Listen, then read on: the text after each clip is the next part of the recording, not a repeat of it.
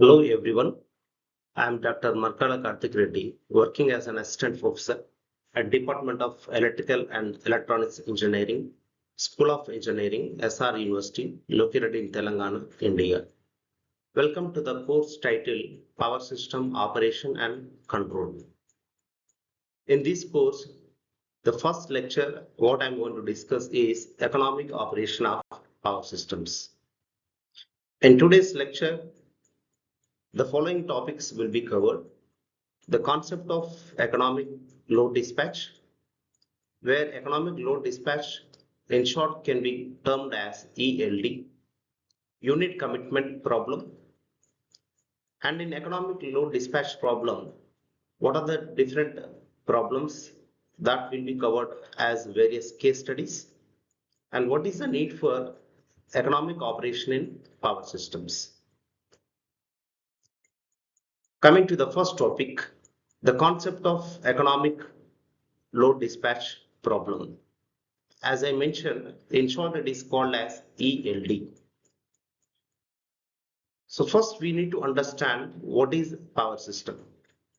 Power system is the study of generation plus transmission plus distribution. As we all know that in generation region, there are so many power plants that are interconnected together, such as thermal power plants, hydro power plants, nuclear power plants, diesel-based power plants, or any kind of renewable energy source-based power plant, like solar power plant or wind power plant, etc. And all the power generated by various generating stations is transmitted using a transmission network and then distributed to the various loads that are available in the distribution zone. Now, let's try to understand the meaning of economic load dispatch. It can be defined as allocation of the total load, which is expressed in megawatt, among the various units of generating station and among the various generating stations in such a way that the overall cost of generation for the given load demand is minimum. So let's try to go a little deep in understanding this definition. So as we have seen just now, there are so many loads available in the distribution region.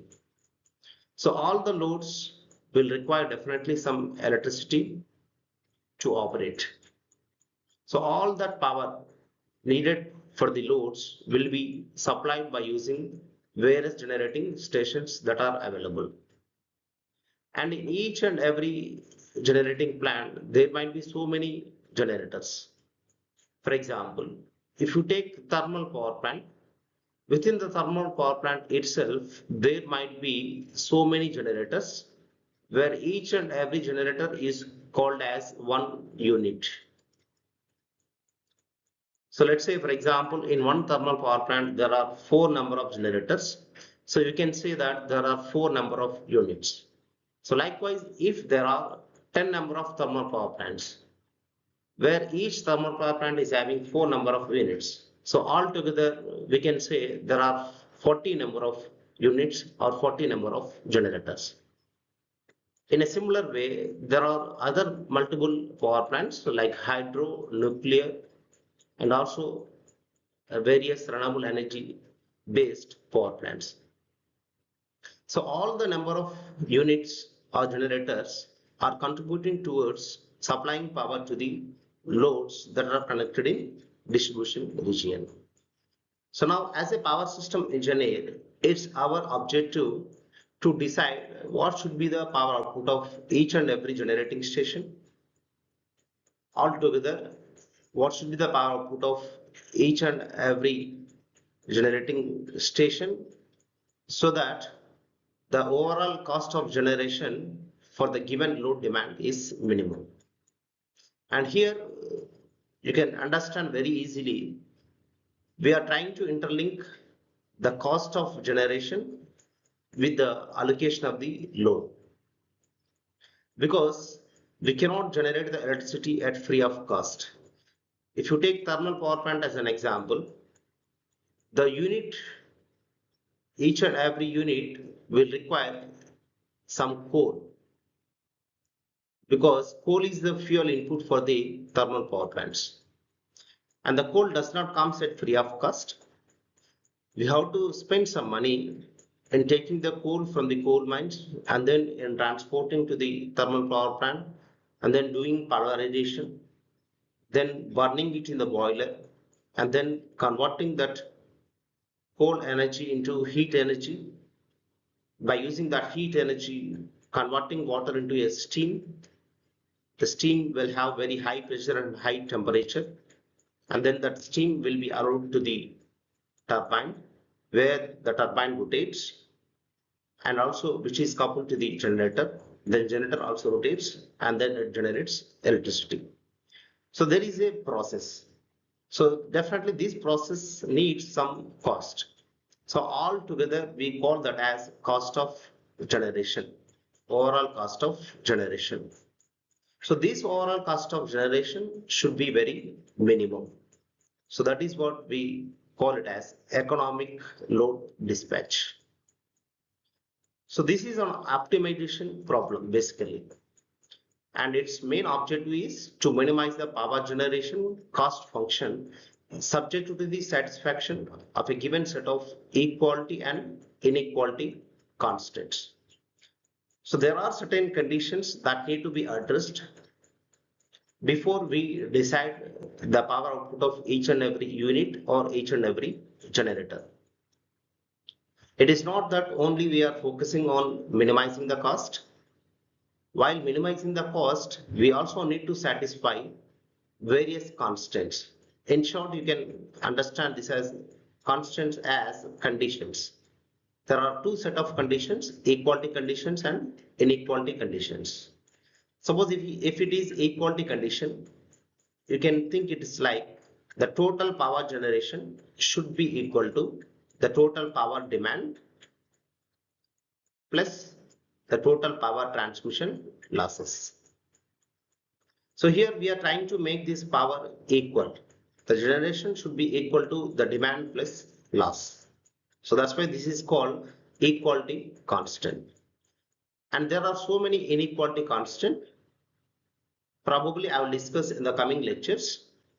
For the time being, I'm just giving the overview of various inequality constant. We have various inequality constants based on the voltage or reactive power or frequency and etc. So all those equality and inequality constants need to be addressed whenever we want to minimize the cost function. The problem of economic operation of power system involves two sub-problems, namely unit commitment and economic dispatch. Unit commitment in short is called as UC. It is an offline problem, whereas economic dispatch in short ED is an area of online concern. The result of UC is an initial solution of ED problem. So once we obtain the solution for ED, then very easily you can solve unit commitment problem. So what is unit commitment problem? Let's try to understand. Generally, the load curve of any plant where there is a variation of load versus time in a season follows particular trend or pattern. So what is load curve here? It is a curve drawn between time versus power demand or load demand. Let's say if you take our household appliances as an example, let's say from 12 midnight to next day 12 midnight, if you observe how the power demand is varying in our load, for example, from 12 to morning 6 a.m., probably we may not use any kind of loads. So you can see the power demand is almost zero. So once we wake up at 6 a.m. up to 9 a.m., maybe we may use so many loads as we available in the house. So then the power demand may increase up to 9 a.m. So once we leave the house for any our work at 9 a.m. Maybe we are trying to switch off all the loads. Then the load demand may again reach to zero till evening 5 o'clock, maybe, probably.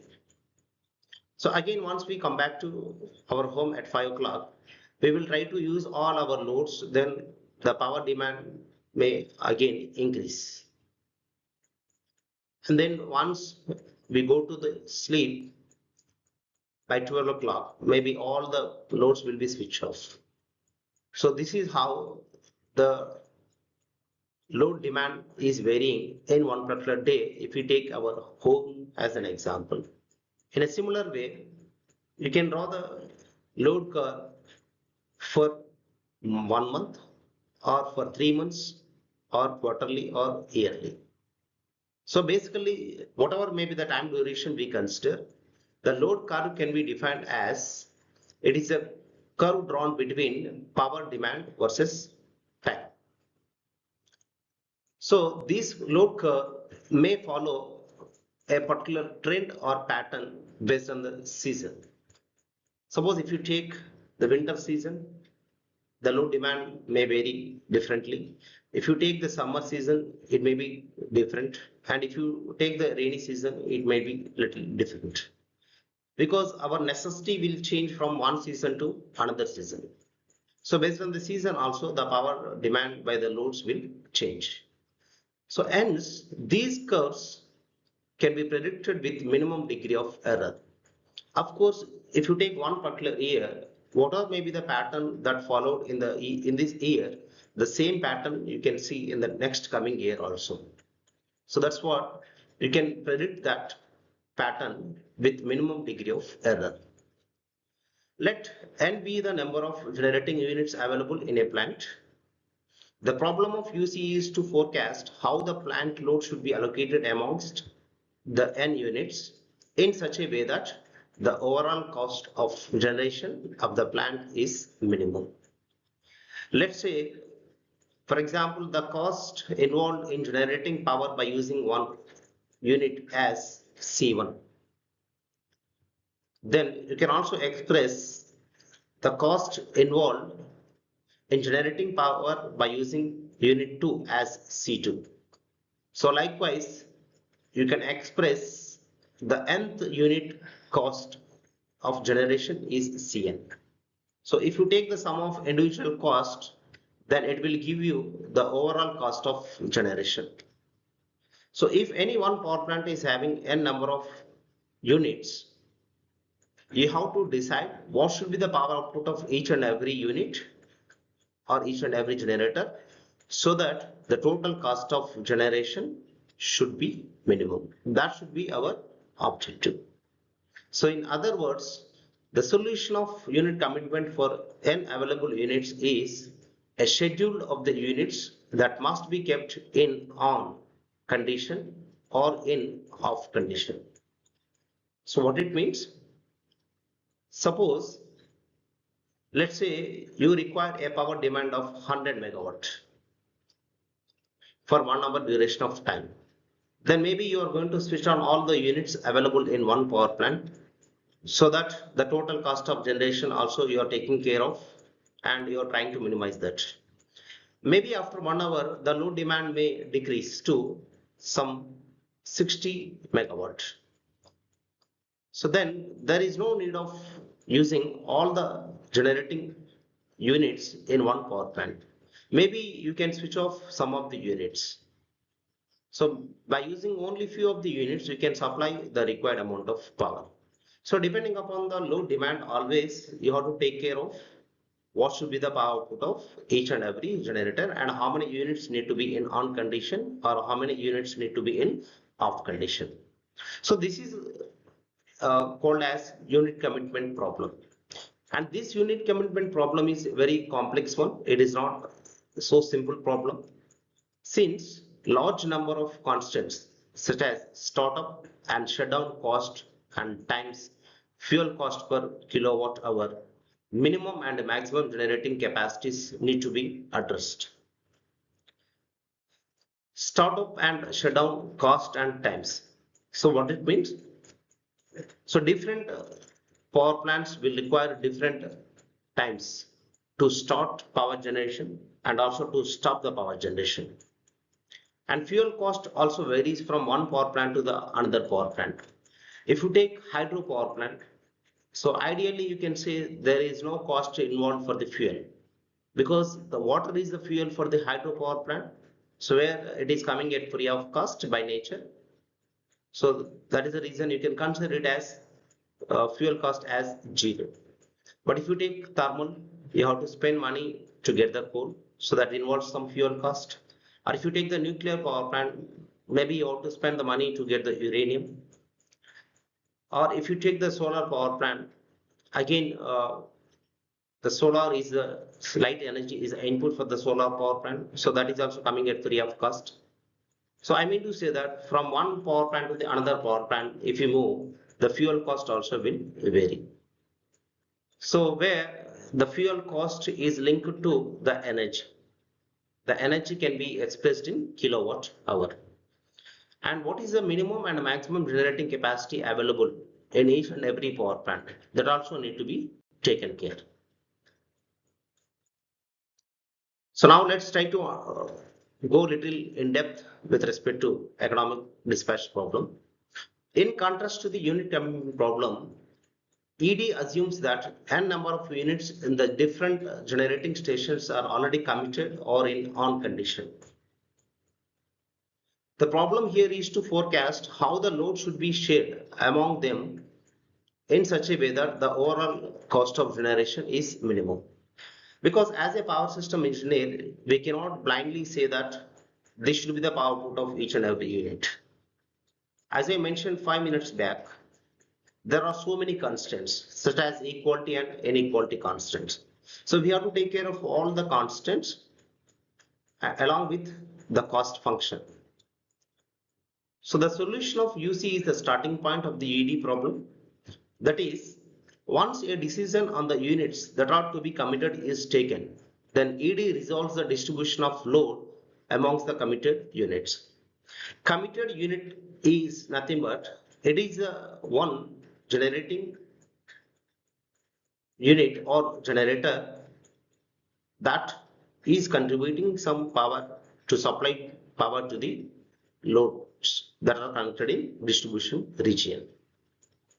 So once you decide how many number of units should be in on condition, then the objective is to divide the power across all those available units so that the total cost of generation is minimum. So that is what we can divide this problem into two phases. One is UC and another one is ED. So unit commitment is nothing but how many number of units you want to contribute in supplying total power to the loads. And then how you are going to decide what should be the power output of each and every generating unit in a power plant so that the total cost of generation should be minimum. So if all the units are in on condition, then UC does not exist. And we have to take up only the ED problem. Suppose let's say in one thermal power plant, there are 4 number of units. If all the 4 number of units are in running condition or in on condition, then we no need to think about this unit commitment as all the units are in on condition. Then we have to focus only on economic dispatch. Then we have to determine what should be the power output of 4 number of units so that the total cost of generation should be minimum. Suppose out of 4 units, if we need only 2 number of units, then the unit commitment problem exists. So out of 4 units, which 2 units should be in on condition and which 2 units should be in off condition. So that is nothing but unit commitment problem. Let's say once you decide the unit number 1 and 3 or should be in on condition, then you have to decide what should be the power output of unit 1 and what should be the power output of unit 3. That is called economic load dispatch problem. So the economic dispatch problem need to be focused in the following 3 cases. The case 1 is what is the optimum load allocation amongst thermal units, neglecting transmission losses? Because whenever you are generating power and transmitting through transmission network, definitely there exists some transmission losses. So where PG is called total power generation and PL is the total power transmission loss, then the remaining power will be given to the distribution region so that the loads will consume that power. So you can always say that the total power generation PG is equal to total power transmission loss PL plus total power demand PD, where we also call this equation as power balance equation. This equation can also be called as power balance equation because we are trying to make the power balance among these three. So in the case 1, you are considering thermal power plants or thermal units and you are neglecting the transmission losses. So you are trying to consider here the PL value equal to 0. And in other case, again you are considering thermal units, but you are not neglecting the transmission losses. So we can say that this case 2 is a practical one, whereas case 1 is the ideal one. Because practically we definitely have some power transmission losses. And in case 3, we are going to consider economic dispatch of load amongst the thermal and hydro units. So we also call this as hydrothermal coordination.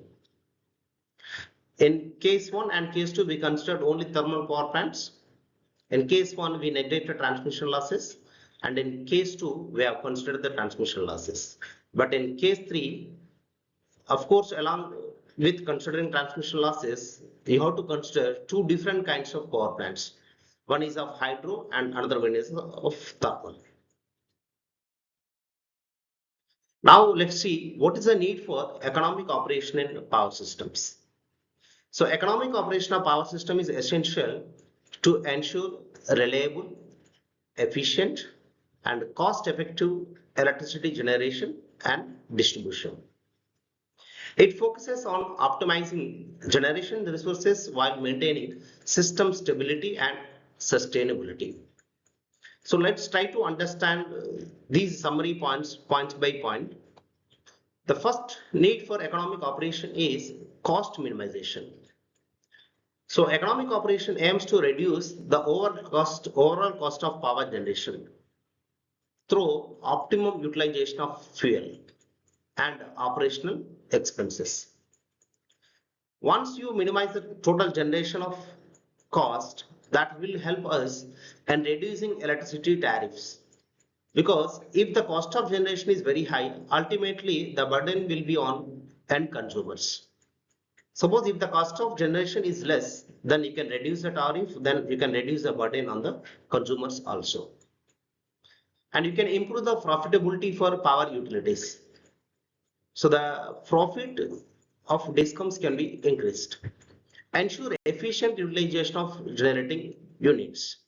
So based on the total cost of generation, you can use the suitable number of units. And the second one is efficient resource utilization. Optimal scheduling of generating units ensure that available resources such as fuel that is available in coal or gas or oil, or if it is a hydro based resource that is water, and maybe there are some renewable energy sources. All these resources can be used very effectively. If we implement economic operation of power systems, then we can ensure that all these fuels can be used very effectively.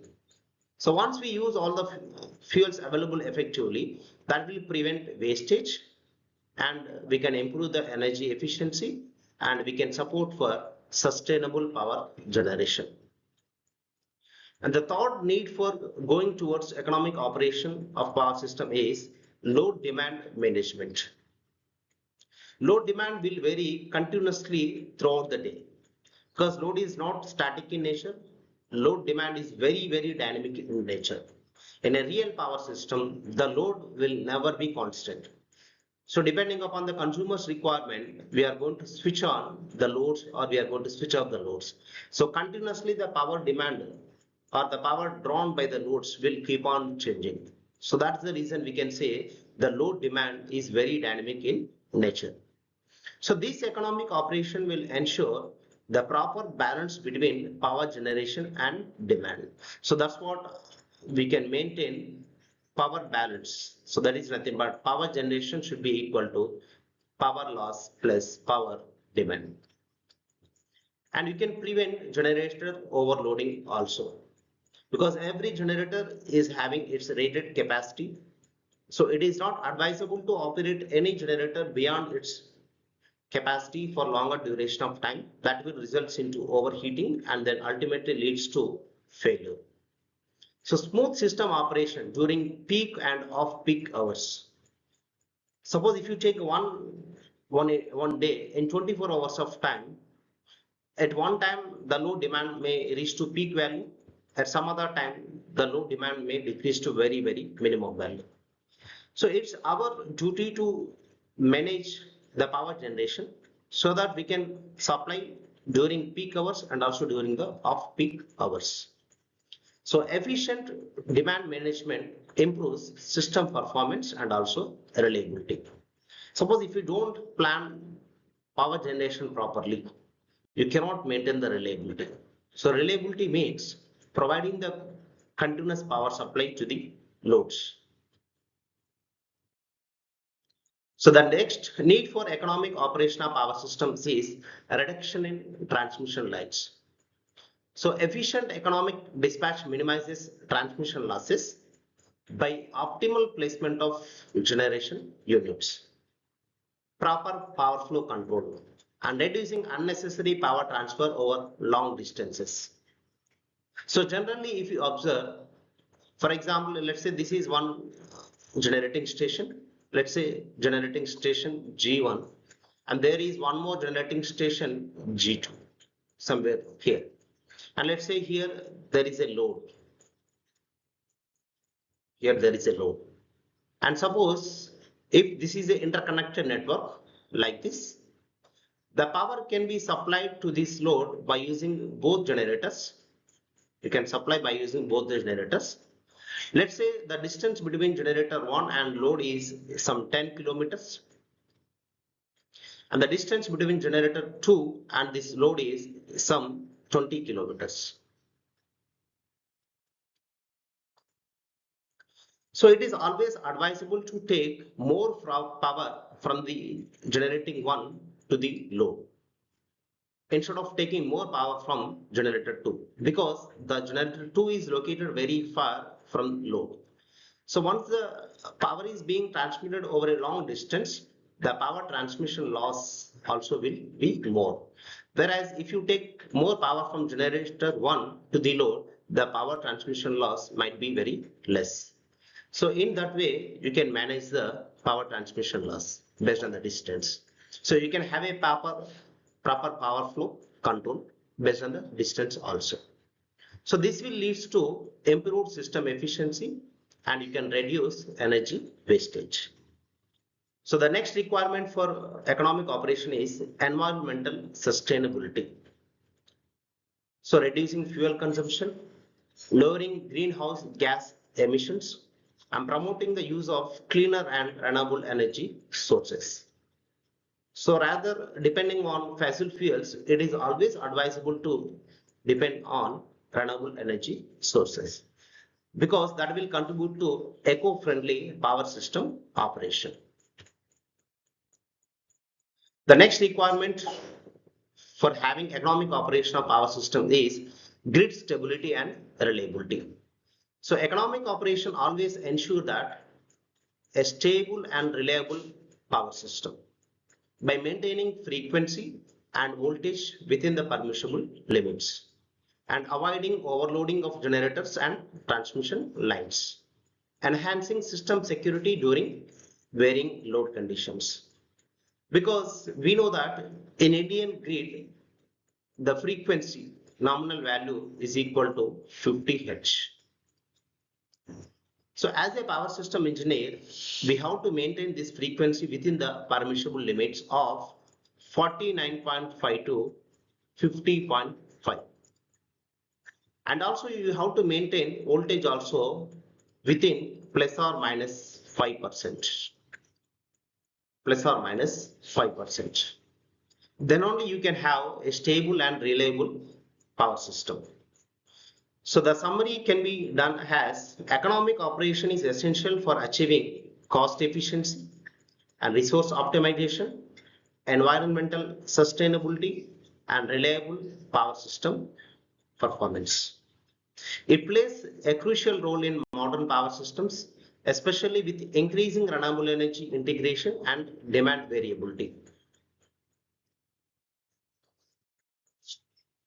So today's lecture can be summarized by recalling what we have seen so far. We have seen what is the concept of economic load dispatch and what is the unit commitment problem and what are the various cases available in unit commitment problem and what is the necessity of economic operational power systems. So let's try to recall and summarize.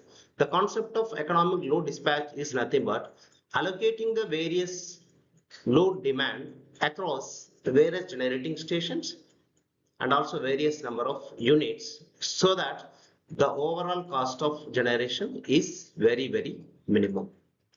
And unit commitment problem is nothing but if there are n number of units, you have to decide how many units should be in on condition and how many units should be in off condition.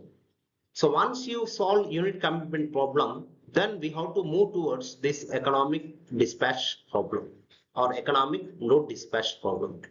So as a part of this economic load dispatch problem, you have to decide what should be the power output of unit 1 and what should be the power output of unit 2 and so on up to what should be the power output of nth unit so that the total cost of generation should be minimum. And what is the need for economic operation? Like how can you maintain very effective resources and how can you minimize the wastage in generating power and how can you have a sustainable, stable or reliable power system? So these are the topics that we discussed in today's lecture. Thank you. We'll meet in next lecture.